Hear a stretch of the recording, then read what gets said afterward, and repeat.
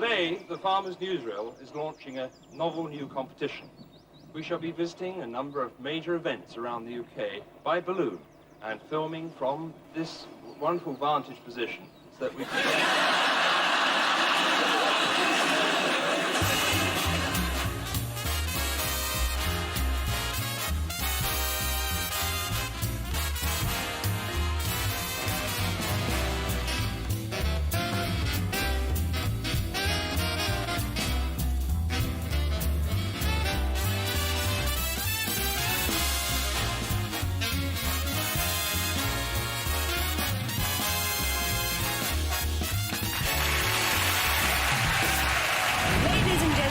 It's all the best from your host, Denis Norden.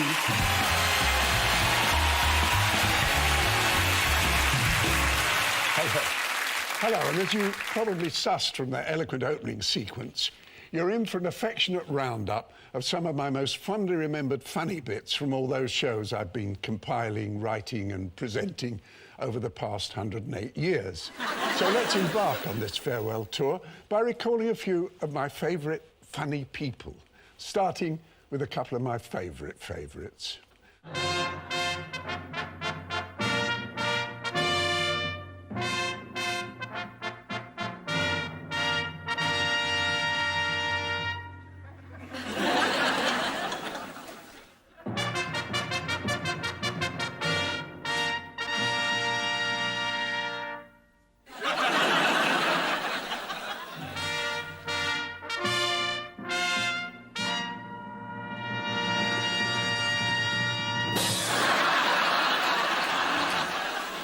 I should have come on the train, actually. I should have come into city. But whenever I go into city, I always seem to end up sitting opposite the woman who's eating the individual fruit pie by sucking the filling up through the hole.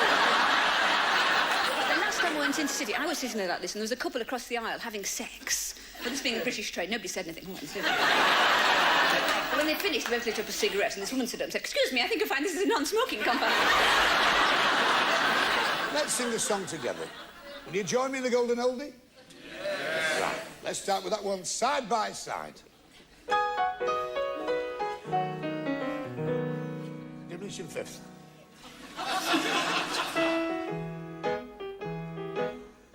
That's it.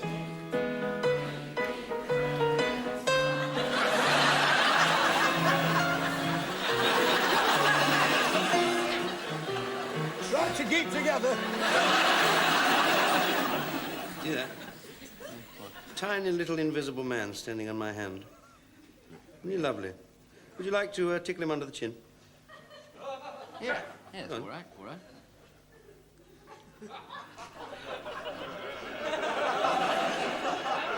Actually, he's about that high, but I think he's...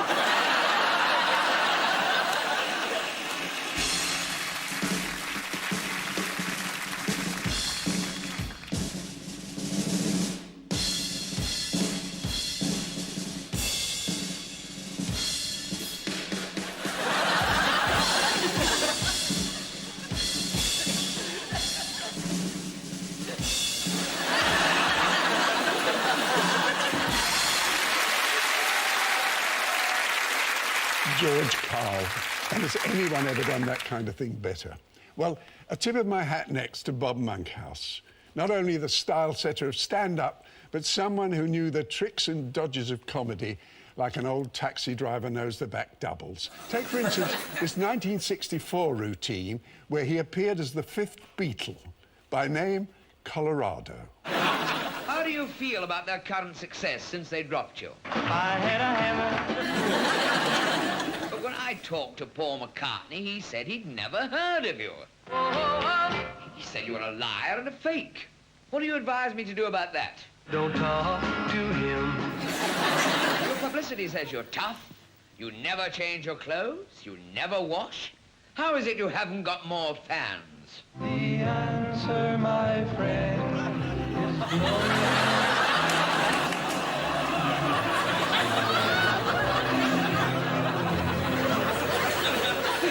I mean, you should have lots of Merseyside fans. Liverpool is a growing city.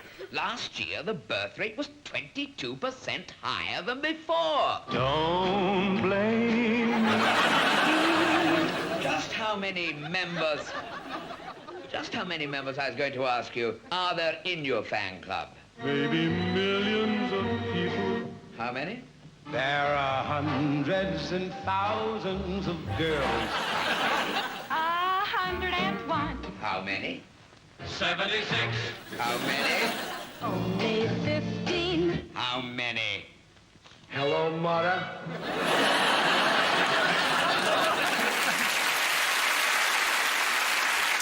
Don't let on I told you, but that off-screen voice belonged to Ronnie Corbett. So you're right. Well, let's maintain the reminiscent mood by looking in on some other people reminiscing, including a couple plucked from a nostalgia series called Looks Familiar that I splattered across the 1970s and 80s. They're all theatrical reminiscences, beginning with one from Bernard Miles that reduced Spike Milligan to a state of giggling helplessness. There's one famous story. I was out on tour with Eric Barker, a great radio comedian, and we went to Birmingham and found a double bed sitting room, you know, 2 little beds, and we did a deal with the landlady for 35 shillings a week, all in, the two of us. And as she went out of the room, she said, and by the way, she said, if you should have occasion to use the chamber pot, please don't put it back under the bed as the steam rusts the springs.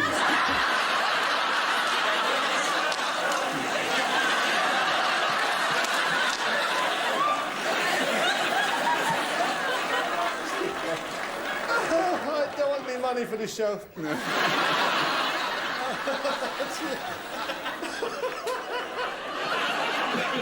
I was thinking all the years I spent trying to make up very funny jokes. Yeah. And a simple statement by a landlady is better than them all.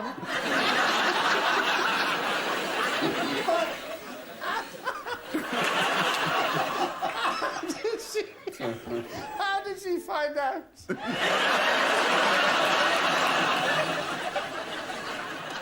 And one night, I was alone on the stage doing a monologue, and I saw a rat walking right round the orchestra rail.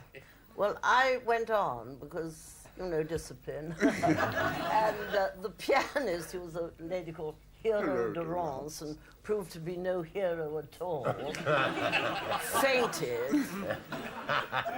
And the next day, there were people ringing up the box office saying, will the rat be in the show? When Bobby Helpman was doing the Dream in America, they played a stadium at one point and did the ballet in a floodlit sports stadium, and Robert was given the umpire's room because they felt, you know, it was the most commodious room.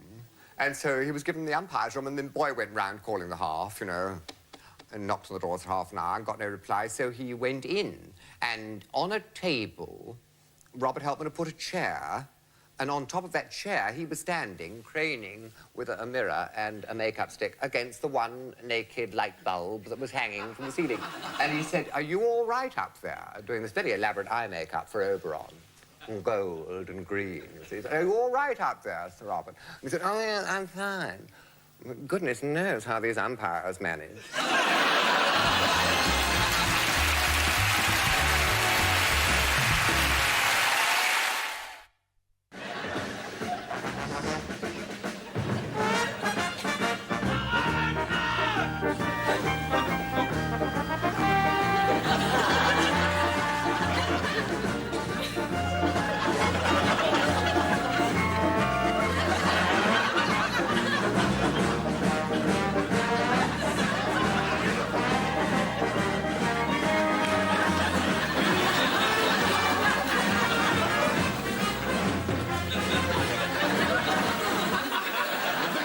Sunday, he said, Kenneth, isn't it wonderful to see the young people walking down the road carrying the good book?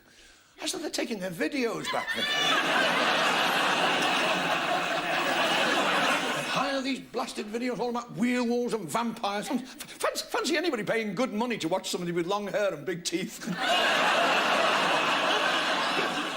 Why can't you be a nice, polite boy like Perry? What? What's wrong with me? What's bloody wrong with me, eh? Hello? Hello, Miss Carter. Yes, Perry is here, yes. I'm very well, thank you. Yes, would you like to speak to him, please? Yes, Perry. It's your mum. What? No, it's unfair. I hate you. You're so bloody embarrassing. I hate you. I've got to go now, Mrs. Patterson. Thank you. When I was 6 years old, I joined an artist group and had to draw a picture of a pig. And that was the picture of the pig that I drew, look. And when the teacher came along, he said, "What's that?" I said, "That's my pig." He said, "No, it's the wrong shape. Pigs look round." So, well, so does this one, smart ass, look. You've earned a chance to play with our cash cards and you could win thousands of pounds, plus this magnificent car. Isn't it a lovely car? Shut up.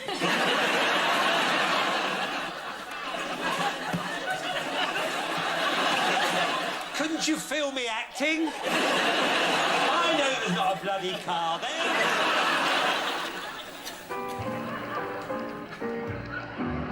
I got the routine, so stick another nickel in the machine. Why I'm feeling so bad, won't you make the music dreamy and sad? Thanks, Joe.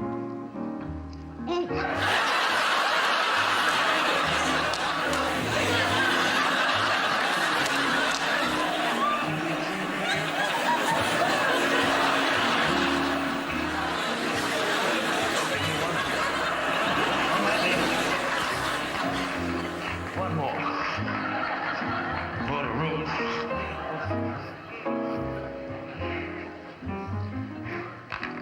Well.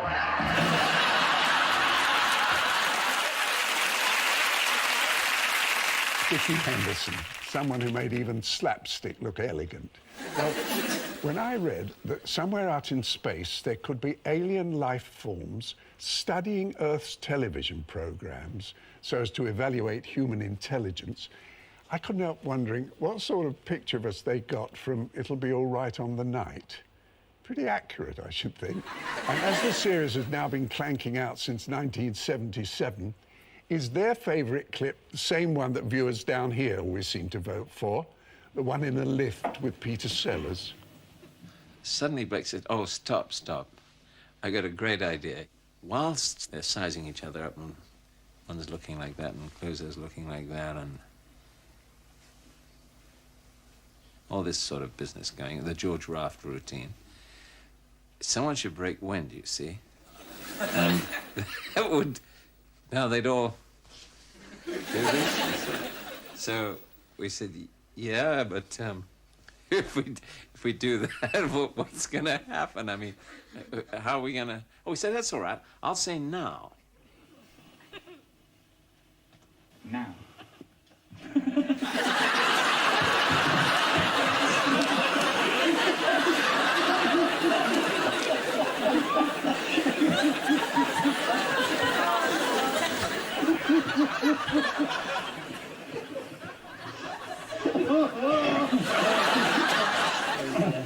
We can do it. We can do it. So that's what started it. And then Blake said, all right, I won't say now. We said, now is the word that's doing it, Blake. Now is causing the trouble. So he said, all right, okay, I'll make a noise. How's that? Hey, you got a Kleenex? Just quickly, give me a Kleenex.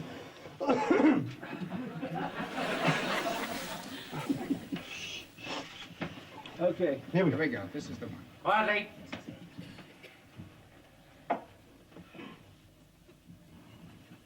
Action.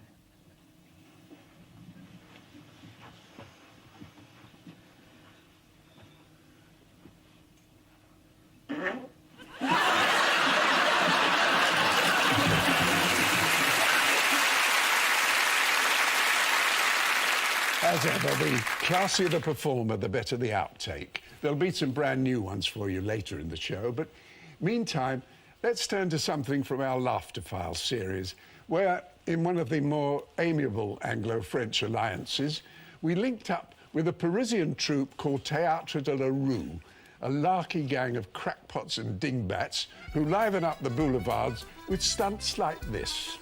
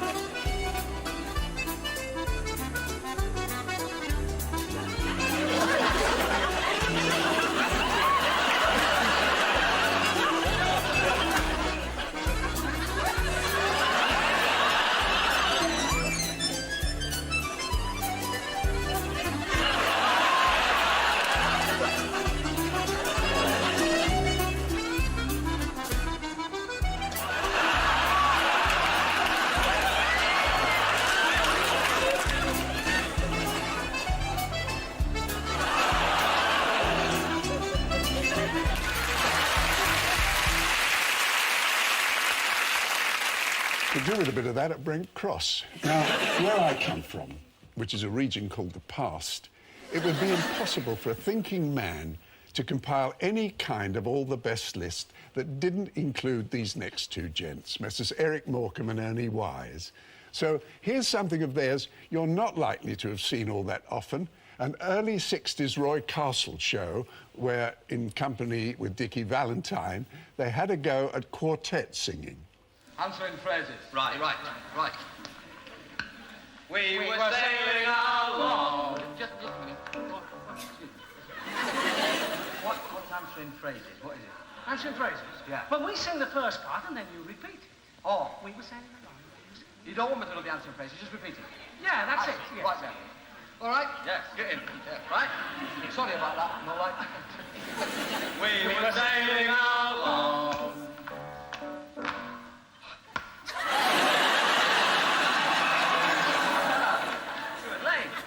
Phrase. Where were you? We were halfway through. Oh, were you?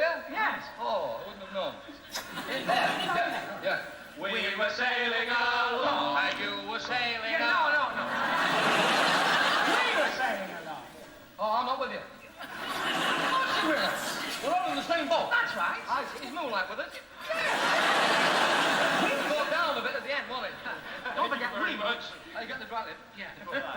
We were sailing along. We were sailing along. On Moonlight Bay. We were sailing Moonlight Bay. Yes. You repeat what we sing. I see. Right. I'm sorry about this.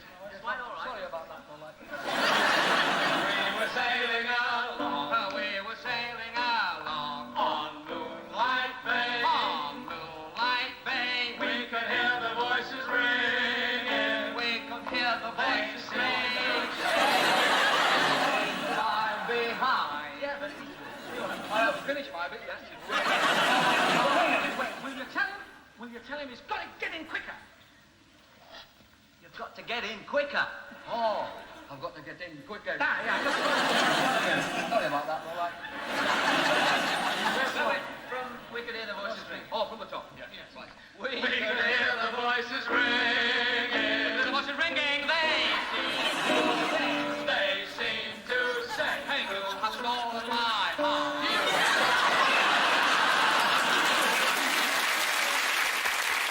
This next little bundle, which starts with a glimpse of the man who once took me to task for comparing his face to a cheerful kneecap, Sid James.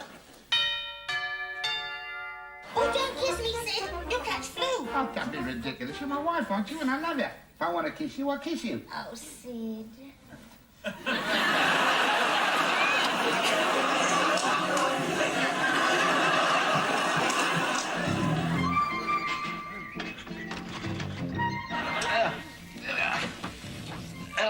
I shouldn't be doing this. My back isn't what it used to be. Your front isn't what it used to be either. Can I just say that at least you're not fat like me? I mean, what you two don't seem to realise is that inside of me, there's a thin person just screaming to get out. Just the one, dear.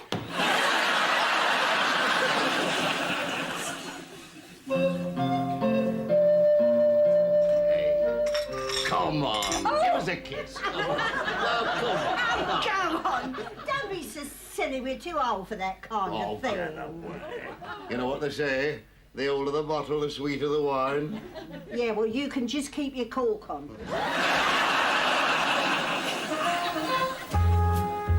I'll be here in a minute and I'm not even properly dressed. You just go upstairs and get yourself ready. I know what has to be done. The table is finished. Hannah will go out and get us any drinks we might need. I won't be a minute. Just leave us alone. I can manage.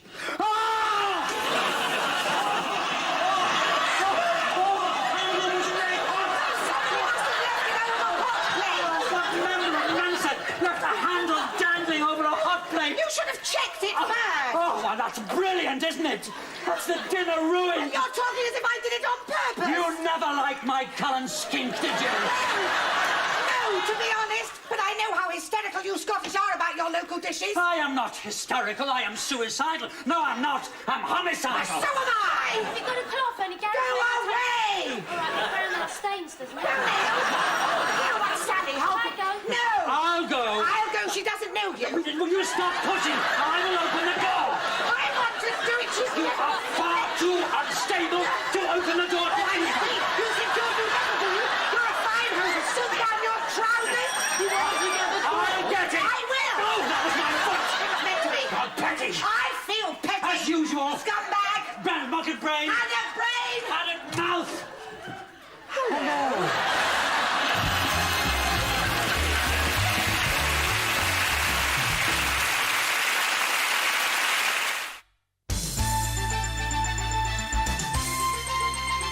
The brief twister or wind gust which hit the area this afternoon also sent a tree right down the middle of a Springfield woman's home. Linda Russell was just feet from where the 40-foot fir crashed through her kitchen, severing her house in the Gateway area. Fortunately, no one was injured, although she's not sure where her cat disappeared to. She said the wind only lasted a few seconds. Well, the brief twister or wind gust also sent a tree right down the middle of a Springfield woman's home. Linda Russell was feet from where the 40-foot fir crashed through her kitchen, severing her house in the Gateway area. Fortunately, no one was injured, although she's not sure where her cat disappeared to. We've heard this before, haven't we? It sounds familiar to me. Hello. Hello, you're through to myself and Steve. Hi, you've gone for today's special value, haven't you? I have, yeah. And is it for yourself to use, Sandra? No, it's for my brother. I bought him a camera at Christmas. Right. And I bought him one for his birthday, and he hasn't had much success with either of them. Ah, right, OK. So you're hoping this is going to be much easier for him? Yeah. OK, good for you. Well, it is much easier, isn't it? From start to finish. How old is he? How old is he? Yeah. He's 49. I don't usually ask this of anybody, Mr. Berg, because you are, I mean, I never get to meet somebody who has lived such a long and prosperous life. Well, this November it will be your 104th birthday. What is your secret for longevity? Huh? I'm supposed to add... why do I still keep saying that, Andrea? That was a few all years these ago. years on. Come and say hello, Richard.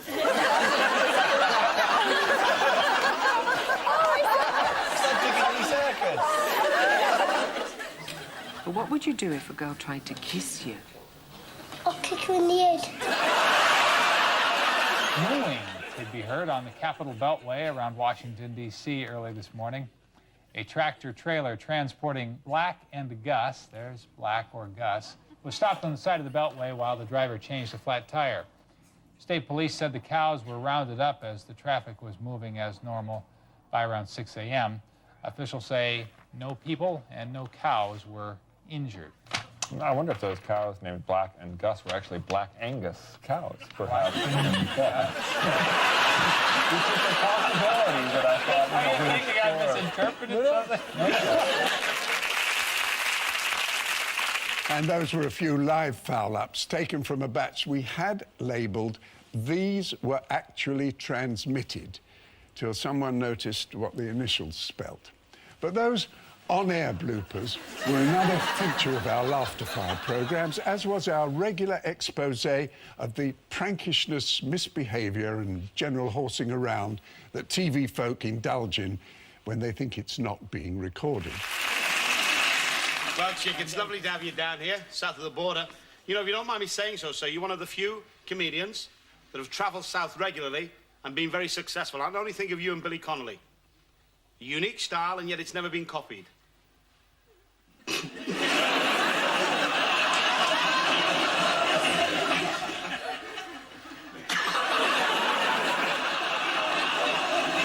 course. Like now you've gone from being a comic to into the acting business. You were very good in Gregory's Girl.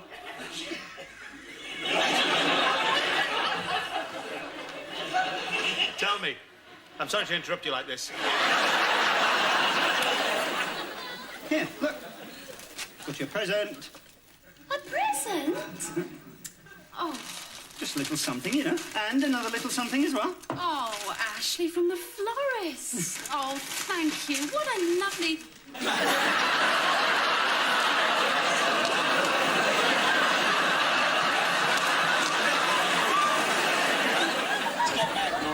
Let me see the shot. This far? No, a little more. A little more.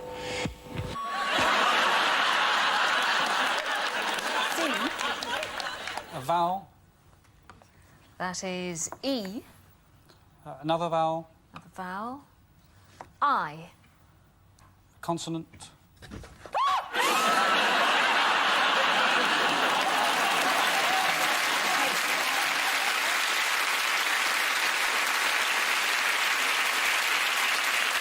And as Carol goes for counselling, let's move to 1992, when, for a programme that was rapidly to become a series of one, I took on the subject of 50s and 60s film trailers, specifically those promoting low-budget, low-foreign B-movies.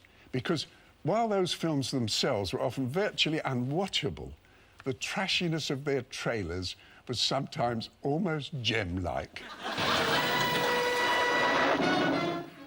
Lisbon, the glittering, glamorous, storm center of international intrigue, where the hand of fate spins the wheel of chance, and the stakes are life or death. Into this whirlpool of secret agents comes mysterious, beautiful Vera Ralston. To meet tenacious, courageous Richard Arlen, ruthless, money-hungry Erich von Stroheim, fear-driven Otto Kruger, sinister, nerveless Eduardo Cianelli, and reckless, laughing Robert Livingston. All playing a daring, dangerous game. Craig, you've got to be careful. Teresa is going to...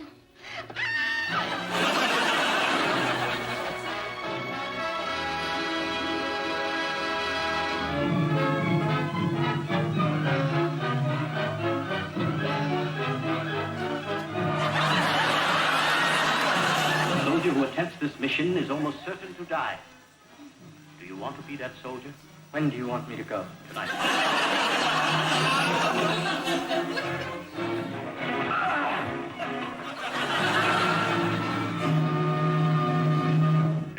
one in your house? Mixed up women.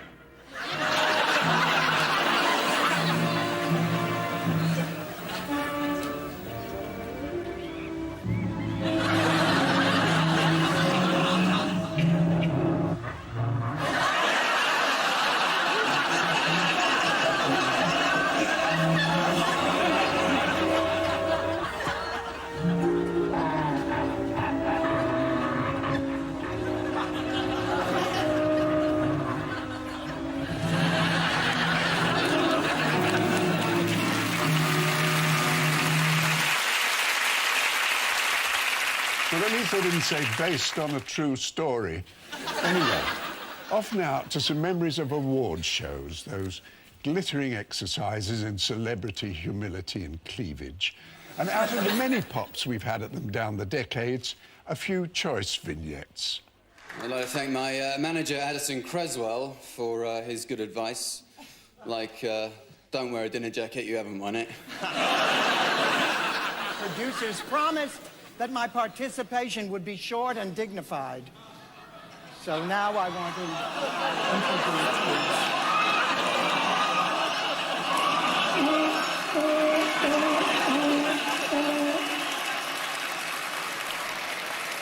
I don't know, maybe if we ignore him, he'll just go away.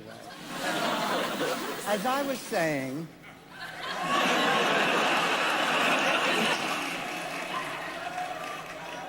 to all of you who have been nominated tonight, we applaud you.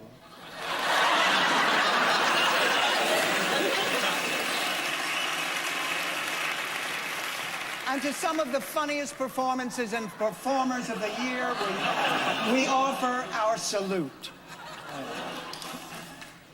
I suppose you think that's funny. Listen. I don't know whether I was crying because I was so moved, or whether it's because I haven't worked in damn near a year. Your Highness, ladies and gentlemen, Dad.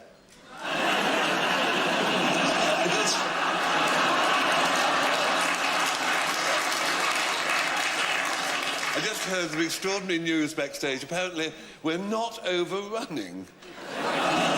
It's a wee miracle, ladies. It's like meeting a poor vet. We're here tonight because of a common love. Me.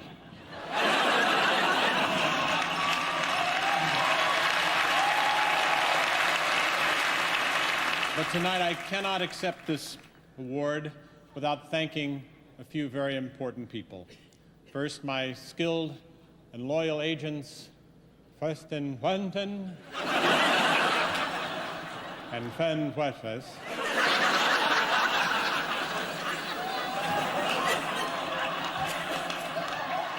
My managers, Fon Huefes and Phil Farr. I must mention my publicist, Hannes Eipeth, Paul Wilson, and Chan Fretfet. Those directors who have guided me, Juan Huerves and Blas Vasquez. Most of all, my wife, Felden Fenton went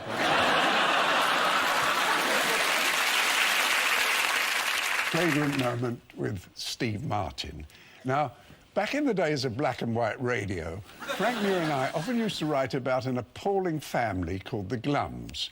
When they came to TV in 1979, with Ian Lavender and Patricia Brake playing the Ron and F parts created by Dick Bentley and June Whitfield, the episode that seemed to go down the best was the one where Mr. Glum got his big toe caught in the plug hole of the bath.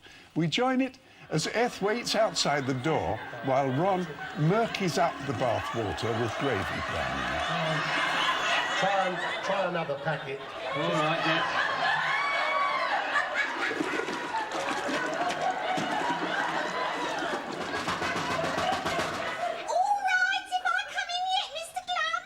No, not yet, Eth. How does it seem to you, Ron?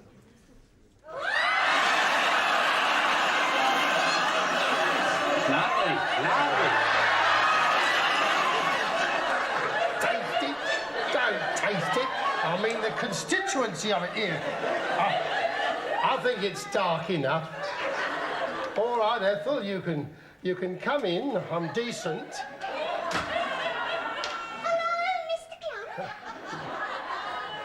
Hello, Ethel. You'll pardon me not getting up. Yes, it's a pretty kettle of fish, isn't it, eh? Me at my time of life, sitting here like the Browning version. Why did you want to go and put your big toe in the plug hole for in the first place? Well, I didn't want to, Ethel. I had to, you see. I come here to have my bath, and you see, and no plug, you see. The plug had gone, so, I mean, when I turned the taps on, the water went straight out. Oh, yes, it would, wouldn't it? Yeah. Not a question if it would, wouldn't it? It did, didn't it? So I had no more to do than take all my clothes off and get into the bath and stick my toe in the plug hole, you see, and then turn the taps off. I passed a lightly soaked flannel over me salient features, and I'd finished my ablutions. I thought, well, I'll get out. And I couldn't. Just stuck here, you know, my toe stuck in the hole. Just stuck in there like a bung in a barrel. I just don't think I'll ever get it out. Oh, when you've been like that for 3 hours, and Ron, we didn't even think to bring him up any supper. You only made it worse, Ed. Why, Ron? It was toad in the hole.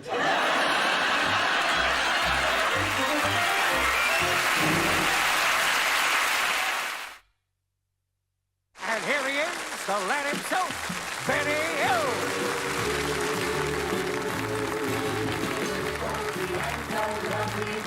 Now Bianca Malone weighs 38 stone. She's got eyes like riffles in the snow. She comes from St. Kitts, got a big pair of mitts. She can be out with one blow. Now when she plays in the sand, the tide goes out and refuses to come back until she's gone. One day she bent down to pick up half the crown, and we had an eclipse of the sun. I did see a rather unusual sight the other day. The electrified fly-catching grill or bug zapper. I am the bug zapper. I am the lyrical gangster. What it is, the fly flies towards the light. We've all seen him do it, haven't we? We've all seen him do it. And it hits the electrified fly-catching grill and is killed. Now, I saw a fly the other night flying towards that light. We've all seen him do it. About a centimetre from the grill, it had a heart attack. But the momentum kept it going. It hit the grill, the electric shock just restarted its little heart.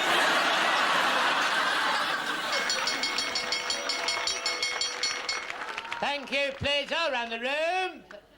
That was our band rehearsing.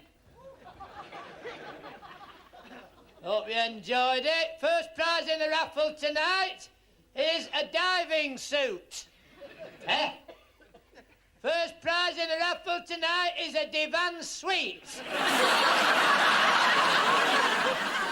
I have to tell you, I felt a little while ago that I hadn't made enough sacrifices somehow because I've been given so much. What have I given? I often think, that's why I'm here, for heaven's sake. But I thought, what have I given for the conservation of energy, for example? I thought, I've given nothing. I've done nothing to conserve energy. And then it hit me. I thought, there's one thing I can do. I can have Norm taken off his life support system.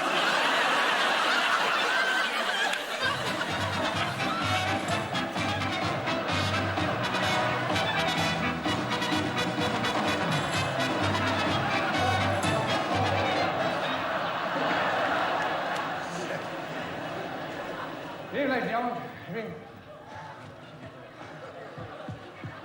Have you worked it out yet?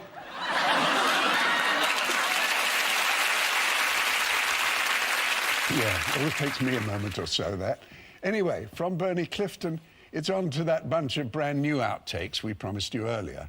And though we still haven't tracked down the legendary costume drama scene where a noble lord dismissed his servant with the words, "Go, varlet, and harness my house." You did lay hands on quite a pleasing assortment. Good evening, all. I'm Inspector Jericho of Scotland Yard.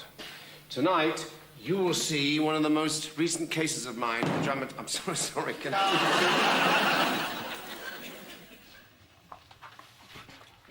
Hello? Right, meant to meet. What? At the factory? All right, hold him now, I'll be straight over. He's only trying to get into the factory. Oh, not again. I thought you said he'd change a lock so that he couldn't get out. Is he all right? We're gonna have to go and get him. We're gonna have to bring him back to the... Here.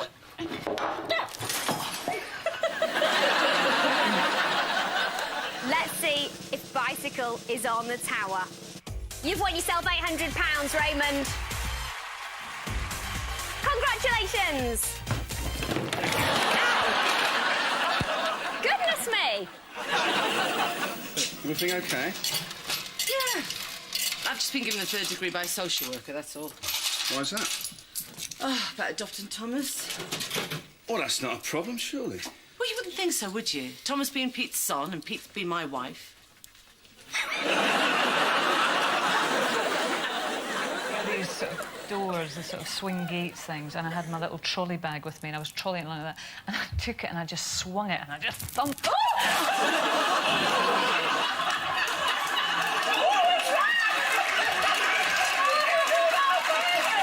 Do apologise. You know, that's the danger of cheap jewellery. Everybody wants friends. Companions. Oh, to spell companions wrong.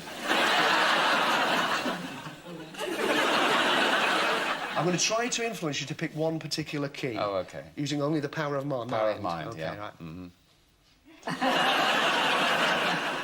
Pick me, pick me. No, just anyone you like, seriously. Not. Oh, OK.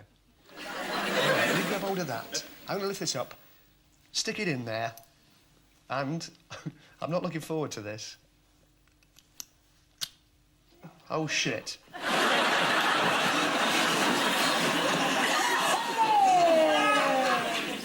Now, I want to try and carefully lift this veneer off the top. So, if you warm it with an iron, it will release the glue that's holding the veneer to the actual framework underneath. You'll have to hold it on for quite a few minutes, because I don't run the iron very hot. But it will slowly melt the glue. You should be able to get this one piece off in a few minutes.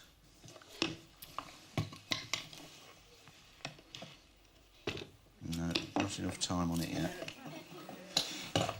But it really helps if you switch the iron on in the first place.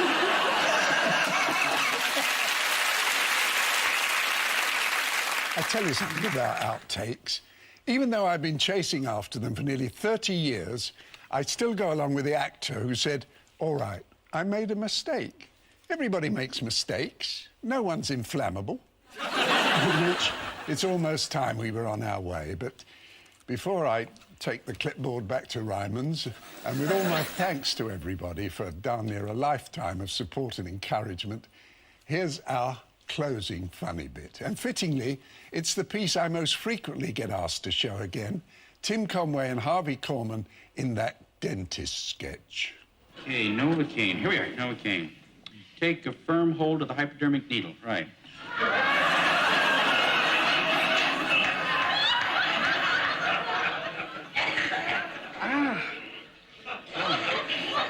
There'll be a little bit of pain, and then numbness will set in.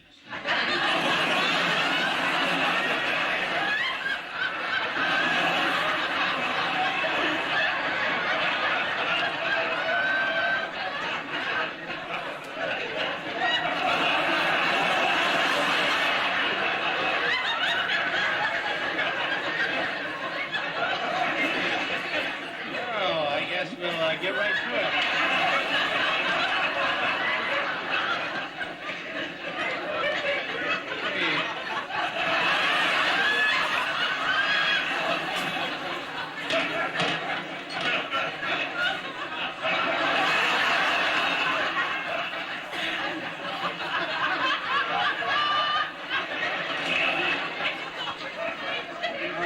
I'll just give you a little shot here.